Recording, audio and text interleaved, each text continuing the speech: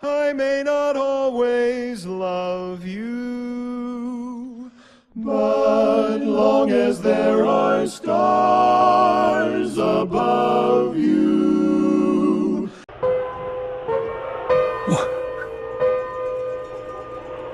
Number 5. BioShock Infinite. This is a beautiful game in an awe-inspiring setting. Exploring the city above the clouds is almost an adventure in itself, but because of the place's underlying ideology, you'll find you'll have to resort to violent action very quickly. The gameplay makes the most of the setting. The epic, sweeping Superman theme comes to mind when you're whooshing and leaping on and off the sky rails that link Columbia together. Not that BioShock needs help from anywhere else in the soundtrack department. Not content with relying on hits from the time, it also includes songs that sound familiar, but also out of place.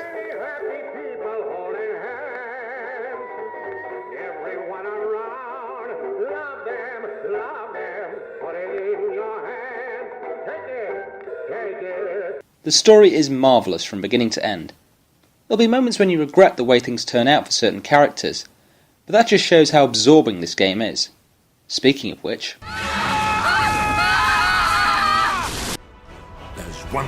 Number 4. Skyrim. In their tongue, he's Dovahkiin, Dragonborn. This is probably the most epic single-player game out there, on an almost bewildering scale above and below ground, populated by warring armies, creatures great and small, and of course, dragons. You'll progress like an RPG, levelling yourself up as a nameless, voiceless nobody to a major, still voiceless force to be reckoned with. The game lets you do as you please. You can crack on with the main campaign, or take your time to explore the vast map. Quests can be done whenever you feel like it, whether it's killing a dragon or hoarding random loot. Even when you become a big cheese in the world, you'll still find challenges and new stuff to do.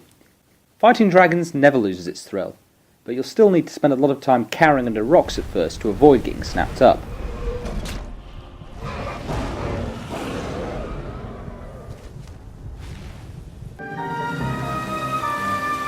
Number 3.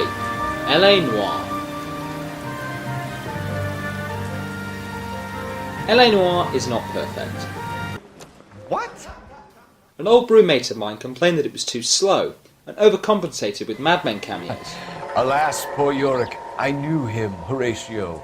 It's not for everybody, but it was for me. L.A. Noire does have its action moments, but it shines as a puzzle game, as you meticulously pick apart crime scenes for clues, and use your nous to interrogate witnesses as you build up a case. Its 7-year production effort is a testament to its ambition, and its revolutionary facial capture feature allows for engaging performances, intense interrogations, and one of the few genuine blooper reels in animation. Surrender now and nobody has to... There are problems. Some aspects of the story will raise eyebrows, but for the most part it is a gripping experience. I just hope we won't have to wait until 2018 for a sequel. Number 2. Hitman Blood Money. Silence is a word that means multiple things to Hitman. A silent assassin rating is the best score you can get in the game, and not many people own up to having played it in civilized company, primarily due to the fact you're playing a psychopathic killer. My client has asked me to ensure it's the last thing you ever see. Please, look at the photograph, Mr. Clarence.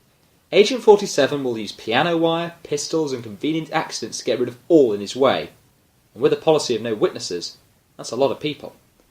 However, sadism is not the game's source of satisfaction. It is the patient strategy to navigate around guards and hallways undetected as you try to achieve your objective. The game is quite vibrant, offering multiple pathways, being set in various locations from the suburbs to the streets to the White House, with multiple disguises to pilfer. It can be unforgiving at first, but stick at it, and you'll see what a rewarding challenge it is. Number 1. Time Splitters 2. This game is 13 years old, but it's still one that thrills and tests me to this day. It does everything right and is fun. Full of frenetic battles, ridiculous characters, and insane challenges.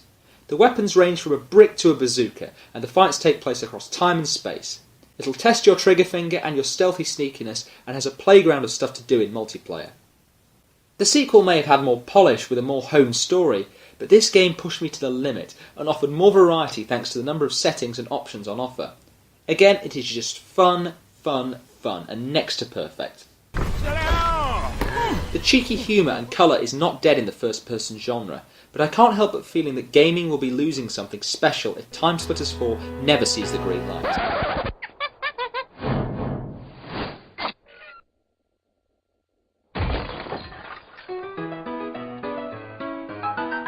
Currently, fans of the franchise are trying to revive the old online multiplayer mode so that they can continue to play this masterpiece together.